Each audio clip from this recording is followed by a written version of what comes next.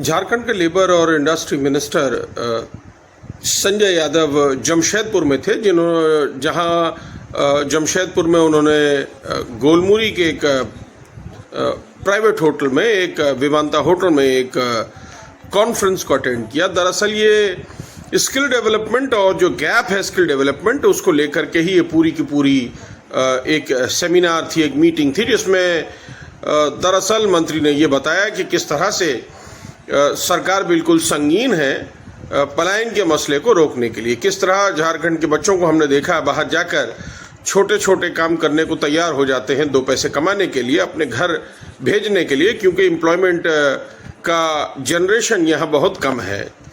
इसी को लेकर उन्होंने कहा कि हेमंत सोरेन सरकार पूरे तौर पर संगीन है इस मामले को लेकर, और जैसा हेमंत सोरेन ने वादा किया था न केवल इलेक्शन से पहले बल्कि अपनी पिछली सरकार में भी, कि इस पलायन को पूरे तौर पर रोकने की वो कोशिश कर रहे हैं।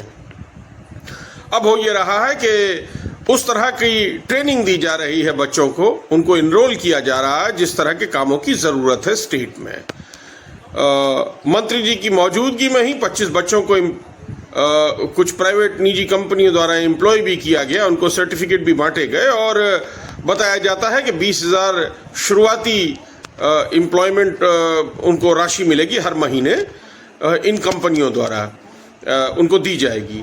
तो कहने का मकसद ये है कि एक अच्छी पहल संजय यादव द्वारा, और उन्होंने ये भी बताया कि अभी तक वो जब से मंत्री बने हैं 3 बार जमशेदपुर आ चुके हैं और यहाँ की लोकल इंडस्ट्रीज के इश्यूज को भी समझने की कोशिश कर रहे हैं, उनकी प्रॉब्लम्स, उनकी समस्याओं को जानने की कोशिश कर रहे हैं, और साथ ही साथ कि किस तरह एम्प्लॉयमेंट जनरेट किया जाए, किस तरह जो स्किल में गैप है उसको भरा जाए, ताकि एम्प्लॉयमेंट और इंडस्ट्री दोनों का भला हो सके। और इसी को लेकर उन्होंने कहा कि इस महीने के आखिर में रांची में एक बैठक होगी जिसमें वो एक पूरा गेम प्लान बताएंगे, किस तरह से चीज़ों को कंटेन किया जाए, किस तरह से एम्प्लॉयमेंट जनरेट किया जाए, किस तरह से पलायन को रोका जाए। तो अपने आप में बड़ी पहल है। आइए दिखाते हैं क्या कहा संजय यादव ने हमारे संवाददाता जावेद से।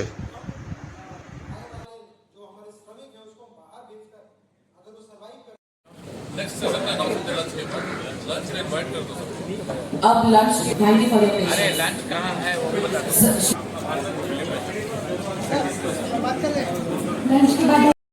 और अभी ये शुरुआत है। जो सरकार इंडिया गठबंधन जो हमारे मुखिया हैं माननीय मुख्यमंत्री हेमंत सोरेन जी, जो उनका सोच है कि पलायन को हम कैसे रोकें, जो इस राज्य का मुख्य बिंदु है। तो ये पलायन को तभी हम रोक सकते हैं जब उसको हम यहाँ रोजगार दें।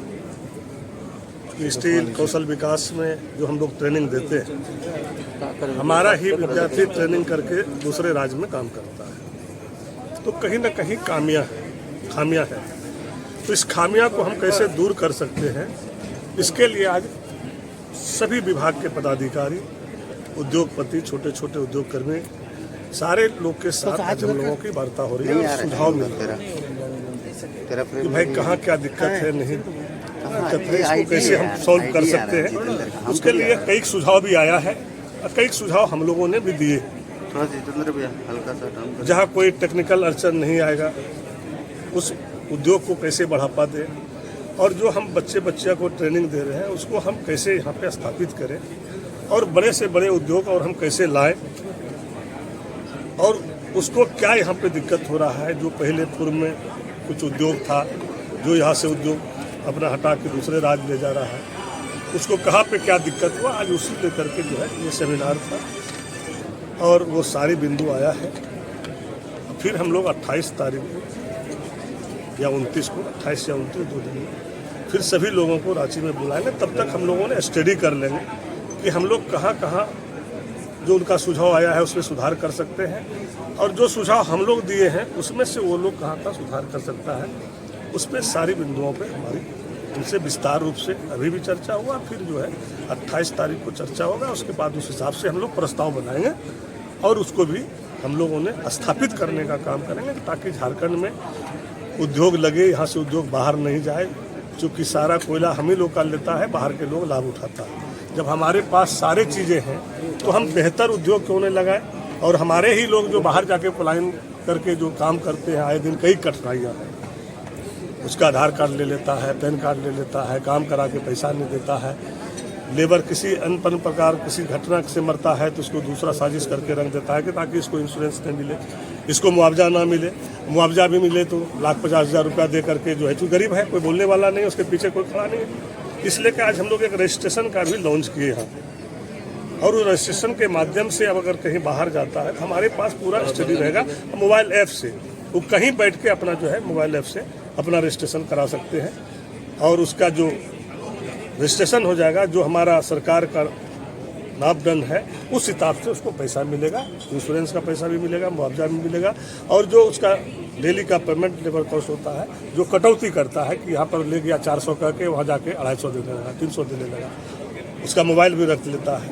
तो वो सारे सिस्टम को कैसे हम लोग जो है अपने पास रखें और कैसे उसको हम लाभ दे सकते हैं, यहाँ के किसानों के प्रति, गरीबों के प्रति सारे जो है इस चीज़ों पर हम लोगों ने चर्चा की है। एक बात है तो जो है 3 महीने के अंदर जो बात 3 बार हमारा दौरा हो गया सारे उद्योग क्षेत्रों में और स्किल सेंटर के कौशल विकास के क्षेत्र में। हमारा उद्देश्य ये कि थोड़ा सा भीतर घुसे, जाने कि अपने लोगों को कहाँ दिक्कत, कहाँ कठिनाई है और उसको हम कैसे खत्म कर सकते हैं, उसको कैसे हम सुविधा दिला सकते हैं। आज ये कार्यशाला आप कभी सुने थे? 25 साल में ये कार्यशाला सरकार बनने के बाद 3 महीना के अंदर हुआ। तो हमारे माननीय मुख्यमंत्री जी ने जो लोगों से वादा किया है उस पर खरा उतरना चाहते हैं और लोगों के लिए काम करना चाहते हैं कि हमारा जो मुख्य उद्देश्य है कि पलायन को रोके। अभी हमने भाषण के दरमियान भी बताया, सुझाव के दरमियान भी बताया कि हम पलायन को कैसे रोक सकते हैं। तो जब इस पर हम काम करना शुरू करेंगे तो पलायन रुकना शुरू हो जाएगा। क्योंकि जो व्यवस्था हम बाहर देते हैं वो व्यवस्था अगर यहाँ दें, हमारा ही लड़का हमारे स्कूल से पढ़ करके दूसरे राज्य में काम करता है तो हम उसको यहाँ काम क्यों नहीं दे सकते? उसके लिए हम यहाँ क्यों नहीं उद्योग लगा सकते? उसके लिए हम लोग मंत्री